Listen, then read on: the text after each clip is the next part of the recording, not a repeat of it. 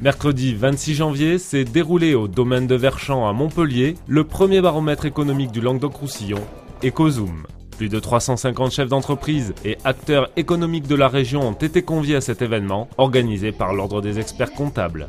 Eh bien écoutez, pour moi, ce baromètre, c'est un outil qui est vivant, qui est mis à disposition de tout le monde, de tout un chacun qui peut s'y intéresser, que ce soit des confrères ou consoeurs, mais que ce soit des personnes du monde économique. Je pense qu'on peut s'en servir pour mieux se positionner, c'est-à-dire que toute entité économique pourra se comparer par département, par rapport à la région, par rapport à son secteur d'activité. Peut-être aussi c'est bien de pouvoir aider à prendre un recul qui est absolument nécessaire pour accompagner le chef d'entreprise.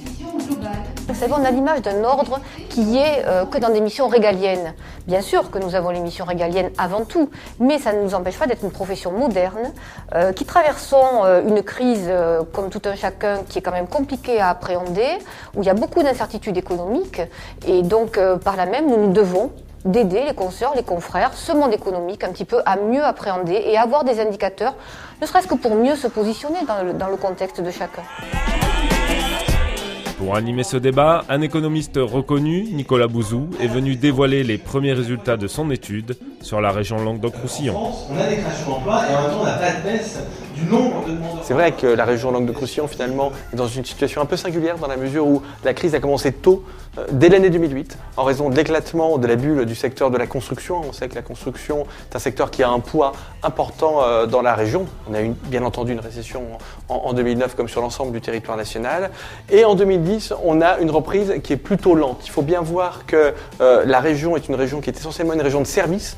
On a peu d'industrie. Donc on a eu finalement une récession qui n'a pas été très forte, mais en même temps, on a un rebond qui est peut-être moins fort que ce qu'on peut observer au niveau national. Le taux de chômage pourrait baisser en région Languedoc-Roussillon, mais il faut se dire les choses. Pour l'instant, on n'en prend pas le chemin. On a un taux de chômage qui est très élevé, qui est à peu près de 3 points supérieur à la moyenne nationale, alors déjà que notre moyenne nationale est pas bonne. Donc on a vraiment un chômage structurel. On a des créations d'emplois. C'est peut-être ça ce qui peut sembler paradoxal, mais en même temps, on est sur une région qui est très attractive du point de vue démographique. Donc quand vous attirez des résidents, eh bien, il faut créer beaucoup d'emplois pour compenser ce flux migratoire entrant. Pour l'instant, ça n'est pas encore le cas.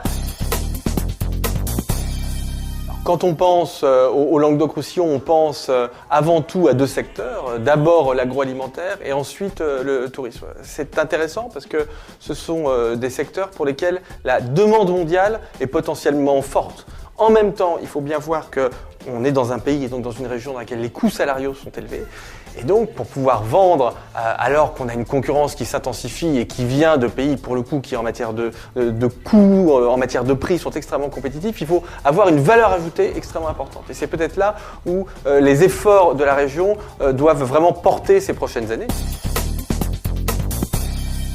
L'année dernière, on avait déjà pointé du doigt le fait qu'on avait très peu de capital investissement dans la région et en particulier, on avait très peu de capital développement, c'est-à-dire les financements qui vont vraiment permettre aux entreprises de grandir, d'innover, de mettre leur innovation sur le marché, d'aller conquérir de nouveaux marchés, etc. Ça, on ne l'a pas. On avait proposé la mise en place d'une véritable stratégie d'attractivité par rapport à ces fonds d'investissement. Eh bien, il faut le faire. Ça a sans doute commencé à être fait, mais ce sont des politiques qu'il faut mener avec une ampleur suffisante, une masse critique suffisante, et puis ça met du temps, donc il faut persévérer, mais ça me paraît être absolument indispensable si on veut que les entreprises de ce territoire grandissent ces prochaines années. Une réussite pour ce premier événement Ecozoom. Ce baromètre de l'économie marque le début d'une rencontre semestrielle. Prochain rendez-vous au mois d'octobre. Pour en savoir plus, www.ecozoom.fr ou www.objectif-lr.com.